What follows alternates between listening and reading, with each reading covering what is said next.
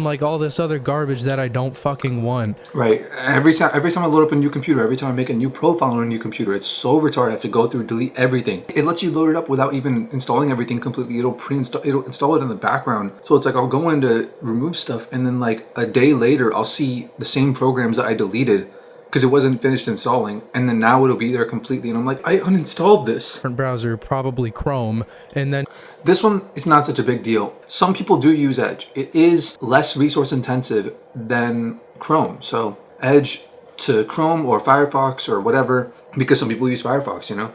You can't, what are you going to do, pre-install Chrome? You can't pre-install nothing. You have to have something, you know. So I understand this, having Edge in there. What I don't understand is the fact that you can't uninstall it. and this tool is essentially a This is really cool.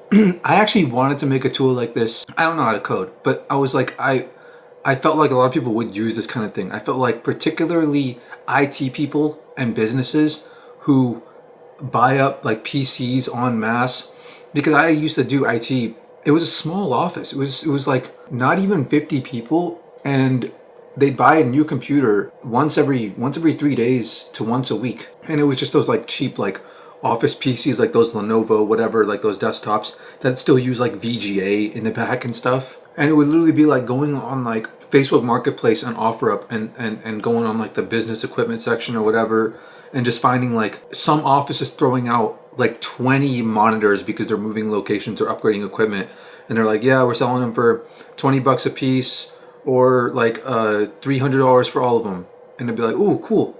I come take them all for $300 and stock up the office like that. In these situations, I would carry around a flash drive with all these. I'd literally have a note of like like a checklist of things to go through to debloat Windows and install programs. And I think that would also be super useful for a tool like this, is like have a few like commands to install things from the web, like common things like Chrome and things like that, things that people install very often, and allow people to just go through and like check them all off and then hit like run, and it'll restart their PC and the bloat will be removed and those programs will be installed. I imagined it like, I thought the coolest way to do it, I don't know if this would be the most efficient way to do it, but I thought the coolest way to do it would be like, you go on to Microsoft Edge, you go on the website. On the website, it has all your parameters for like all the things you'd want. Like you check all the checkboxes. I want this program installed. I want this program installed. I want this uninstalled. I want all these uninstalled for like things that like maybe you might want, because some people like still, I still want to keep Microsoft Paint and Notepad and all that stuff. You go on there, you set your parameters, and then it'll give you a download link.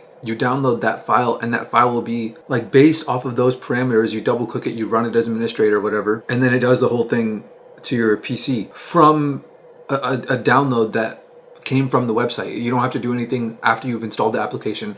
You just run the application. I get that probably like a more reasonable way to do it would be to have it all in the app, but I think the solution of doing it all on a website is a lot cooler. So I don't like this because I'm the kind of person that wants options. I don't want Windows Sandbox. What is this? I don't want Scratchpad. I don't want this. Gaming. I don't want the EA app. I don't want Prism Launcher. Emulation State. I don't want Spotify. Spotify's not gaming. Google Drive to me is bare bones. Like if you're gonna do this, then there's a million other things to add in here. FL Studio and all that. And this is, oh, I don't like how there's duplicates. Paint.net, 7-zip, Firefox, Signal, Git, VS Code, Python, OBS, Molvad VPN, which like that's a paid only VPN. I don't know if a lot of people are paying for that, honestly. It's like, don't have duplicates. Allow me to select one and the other so I can have the software of all of them.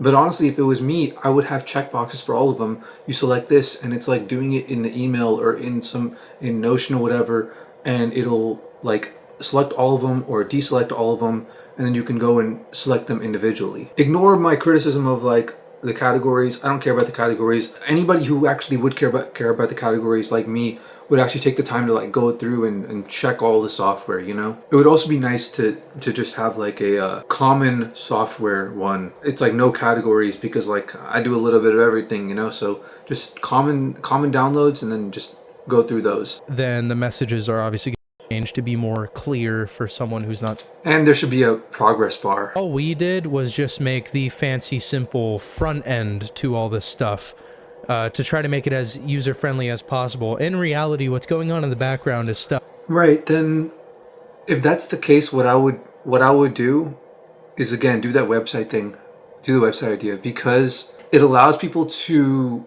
enter an ecosystem. And if you're a good company, you're ethical, you're honest, or whatever, you shouldn't be afraid of people wanting to enter your ecosystem of products. Because if I'm working as an IT person, I would literally pay money. This is an opportunity for monetization. I would literally pay like $50 a month to have something like this, where I can create an account and have presets for how I want all the PCs to look, settings that I want all of them to have, maybe a background image, and I have that all connected to my online account. I go into my online account, I go into Microsoft Edge on a new PC, I log into my online account, and then from that download, the whole PC can be set up. I'm making this out of selfish desire, really. I'm not even making this so much for you guys.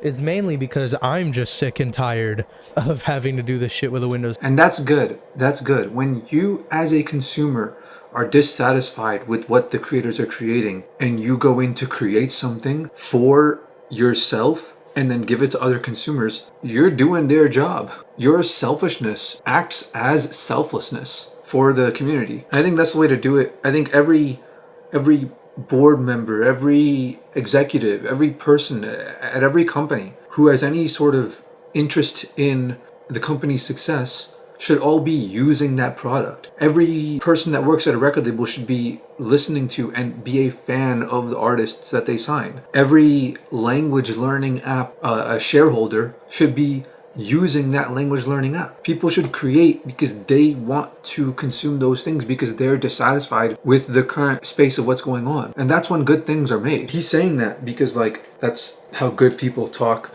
But if this was really selfish, you'd be figuring out how to like make money from it, which you do want to also make things sustainable. I think, and I thought about this with when I wanted to make like a debloat Windows, declutter Windows type thing. I think the way to do it, the way to make money from this actually would be to partner with PC manufacturers. HP, Dell, Lenovo, all them, have your software pre-installed on their thing. Because if you make it like a genuinely useful, genuinely good UI, and people enjoy using it, and you get a lot of positive feedback, you can use it to tell these manufacturers, hey, give me like a few cents per computer, and I'll let you put this on however many computers you want. This is the general standard operating procedures of what you do when you get a new PC. And there's hella videos people make, oh, what to do when you get a new PC, oh, tweaks to make to make Windows better or feel nicer or whatever. Like there's so many videos people make all the time on that kind of stuff, productivity type stuff. And then in those videos, it could be like, the guy would be like, oh, if you have one of these PCs that already has this first program that you're going to need pre-installed, cool, good for you. You're dealing with a manufacturer who actually knows what their audience needs. And that adds so much more credibility to that manufacturer's name. And that'll in turn help the manufacturer out. So there's something in it for them, which is why they would want to do it. And why they would pay for it. There's something in it for you because you managed to make money from it. And if you're making a genuinely good product and you actually believe in it, then yeah, the customer benefits as well. It's a win-win-win. The only one not winning is Windows. But Windows losing is probably better for the world. See, it would be nice to put like a company background photo and then have that be on all the company PCs. Again, that's like presets that would be, this would be going beyond the scope of just making a front end for the pre-existing backend tools, I think. Actually, no, what am I saying? No, it wouldn't be. He already put a wallpaper in there. But it would be really annoying if, because I don't like this wallpaper. JPEG artifacting that goes into these gradients, that bothers me actually. And if he likes it, that's cool. But like, if this is the only wallpaper that comes with it, that's actually kind of annoying. And I don't want to just have options. I want to be able to like select whatever wallpaper I want. I literally use Wallpaper Engine right here. You know what would be crazy?